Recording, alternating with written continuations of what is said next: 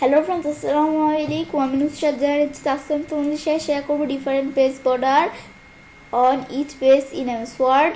Separate page border on a page in MS Word Bangla. অর্থাৎ আজকে তোমাদের শেয়ার করব কিভাবে আমরা MS Word এর মধ্যে আমাদের প্রত্যেকটা পেজের মধ্যে আমাদের আলাদা আলাদা পেজ বর্ডার ব্যবহার করতে পারি। তো কাজটা করার জন্য এটা আমরা মিনিমাইজ করি।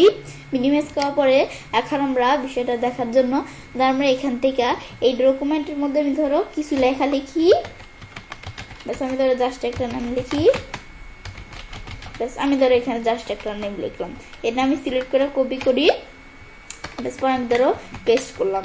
বেশ এভাবে আমি ধরো এই ডকুমেন্টের কোনো প্রয়োজনীয় লেখা লিখলাম। এখন আমরা ডকুমেন্টের মধ্যে পেজ বর্ডার দিব। তো পেজ বর্ডার দেওয়ার জন্য এই আমরা হোম মেনু থেকে প্যারাগ্রাফের মধ্যে বর্ডারসে ক্লিক করা, এই বর্ডার শেডিং এখানে ক্লিক করে আমি চাইলে বর্ডার দিতে পারি, বা আমি এটা ক্লোজ করে ডিজাইনে এসে এই পেজ বর্ডারে ক্লিক করে এদিক থেকে আমরা পেজ বর্ডার দিতে পারি। তো আমি এখান থেকে এদের এরকম পেজ বর্ডার তোমরা কি দিবে এদিক থেকে দেখাই দিলে হবে। আমি ধরো 3D দেখাই দিলাম। দেখানোর পরে তোমরা এই পেজ বর্ডারটা দিবে, সেটার স্টাইল কিরকম এখন তোমরা স্টাইলটা দেখাই দিতে পারো চাইলে। স্টাইল দেখানোর পরে আমাদের দেওয়া আছে এই পেজ বর্ডারের কালার কিরকম। এই ধরো পেজ বর্ডারের কালার দেখাই দিলাম। দেখানোর পরে পেজ বর্ডারের এই যেভাবে কালারের পর উইথ কিরকম উইথ দেখাই দিব। বেশ উইথ দেখানোর পরে আমরা চাইলে আর্টও এই পেজ বর্ডার আমরা এইগুলা বর্ডার ছাড়া আমি এই যে আর্ট মানে বিভিন্ন ড্রয়িং এর মতো এগুলো আমি চাইলে আমাদের ব্যবহার করতে পারি। তো আমি এটা দিয়েও দেখবো, এগুলো দিয়েও আমরা দেখবো। তো এই যে এখান থেকে এভাবে ধরো আমরা দিলাম। দেওয়ার পরে আমরা যখন একটা পেজ বর্ডার দিতে চাই, এখন আমি ওকে দিলে কিন্তু হুল ডকুমেন্ট মানে কি, আমরা এই ডকুমেন্টের মধ্যে পুরো ডকুমেন্টের মধ্যে আমাদের যত পেজ আছে সব পেজগুলোর মধ্যে পেজ বর্ডারটা চলে আসবে হুল ডকুমেন্ট দিলে। আমি এখন ওকে দিলে এখানে কিন্তু একটা পেজই আছে, এটার মধ্যে কিন্তু এই যে এরকম পেজ বর্ডার চলে আসলো। এই পেজ বর্ডার এসে আমি যদি কোনো কিছু চেঞ্জও করি, চেঞ্জ করলে আমাদের সেই ইটাই থাকবে। আমি ধরো নিচ দিকে আসি, ধরো কোনো কিছু চেঞ্জ করব, এই চেঞ্জ করলাম, করার পর এখন আমি যদি ওকে দিই, এটা আমাদের কিন্তু চেঞ্জ হয়ে গেল। চেঞ্জ হওয়ার পরে এখন আমি যদি আমাদের এন্টার চাপ দিই, তো এই যে এন্টার চাপ দিয়ে আমরা নিচের পেজে আসতে পারি, বা এন্টার ছাড়া আমি যদি কন্ট্রোল এন্টার চাপ দিই, চাপ দিলে একবার নিচের পেজে আসলাম। আসার পরে এখানে আমি ধরো কোনো কিছু লিখি, আমি ধরো লিখলাম নুসরাত জাহান ইচ্ছে। আমি ধরো এখান থেকে নুসরাত এন্টার প্রেস করলাম, আমাদের এখানে আমার নামটা চলে আসলো। এটা সিলেক্ট করে আমি কপি করলাম, কপি করে আমরা পেস্ট করি।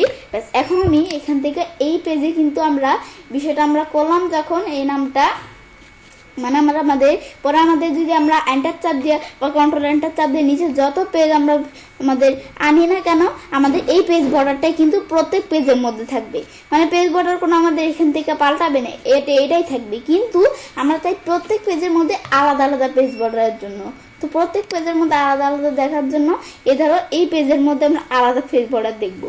তো সেজন্য আমি ধরো কি করবো, আমি ধরো আন্ডু করে আগের মতো নিয়ে আসি। ব্যাস আন্ডু করে আগের মতো নিয়ে আসলাম। তো আমার লেখা শেষ, এখানে কার্সর আছে, পরের পেজ যেতে চাই।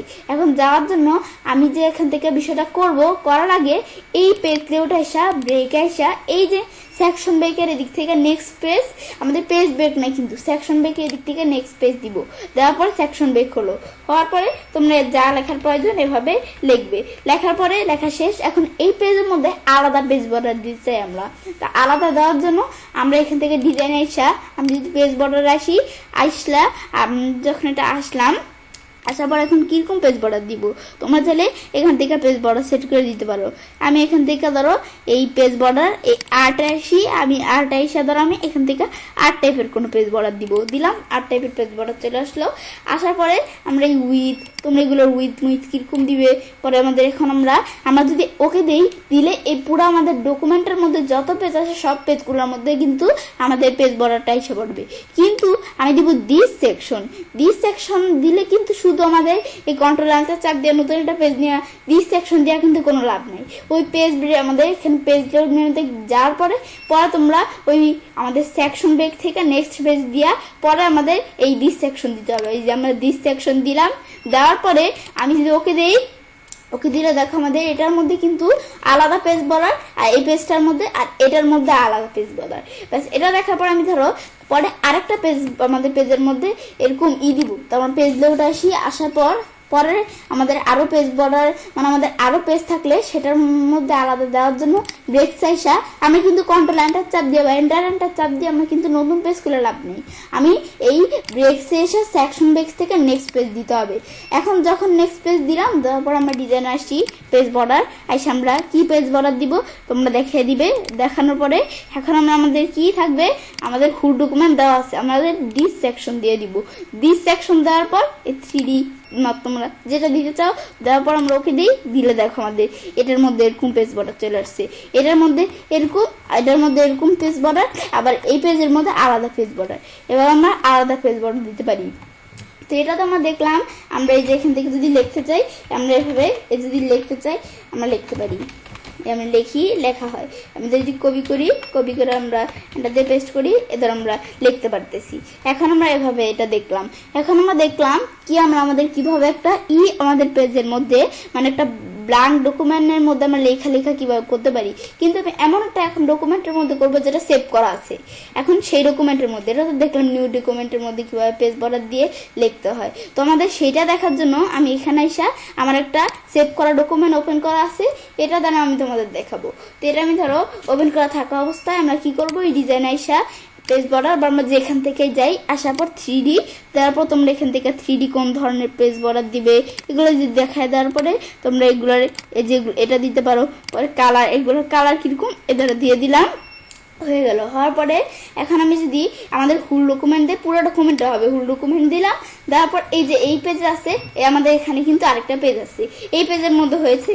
আবার পরের পেজটা ছিল এটার মধ্যে আমাদের সেম পেজ বর্ডার, কিন্তু আমি এই পেজটার মধ্যে দ্বিতীয় পেজটার মধ্যে চাইলাম আলাদা পেজ বর্ডার লাগবে। তো আমি ধরো এই ফার্স্ট পেজে একবার লাস্টে কাজটা রাখতে হবে, রাইখা আমি পেজ লোডে আসবো, আসার পরে ব্রেক সাইসা এই নেক্সট পেজ দিলাম, এখানে আমাদের কাজটা চলে আসলো। এখন আমি ডিজাইন এসে আমাদের পেজ বর্ডার এসে কিরকম পেজ বর্ডার দিব, আমরা এখানে এসে আমাদের 3D দেওয়া আছে, দেওয়া অবস্থায় এর মধ্যে আর্ট আইসা তোমরা আর্ট দিতে পারো বা তোমরা এখান থেকেও চেঞ্জ করে দিতে পারো। দেওয়ার পর আমরা ফুল ডকুমেন্ট দিব না, আমরা ফুল ডকুমেন্ট দিলে তো পুরো ডকুমেন্টের মধ্যে, সেজন্য দিস সেকশন দিয়া আমরা ওকে দিলে এই যে এটার মধ্যে আলাদা আবার এটার মধ্যে আলাদা। এখন এইখানে আমরা এই পরে আরেকটা পেজ আছে, এটার ভিতরে যদি আলাদা দিতে চাই তা আমাদের এই 2 নাম্বার পেজে লাস্টে কাজটা রাখতে হবে। রেখে এখন আমরা কি করবো, আমরা লাস্টে যখন কাজটা রাখলাম আমরা এই পেজ লোডে আসবো, আসার পর ব্রেকস নেক্সট পেজ এখন আমরা নেক্সট পেজ দেওয়ার পর ডিজাইনে আসি। এখন এই যে পেজ বর্ডার আসলাম, আসার পর আমরা 3D দিব না কি দিব, দেওয়ার পরে এই যে আমরা এখান থেকে আর্ট না তোমরা কি দিবে এগুলো আমরা দিব, ব্যাস এগুলো দিলাম। দেওয়ার পর এখন আমরা ফুল ডকুমেন্ট দিলে তো পুরো ডকুমেন্টে, সেজন্য এখানে এসে দিস সেকশন দিতে হবে। ওকে দিই, এই দেখো বিষয়গুলো হয়ে গেল।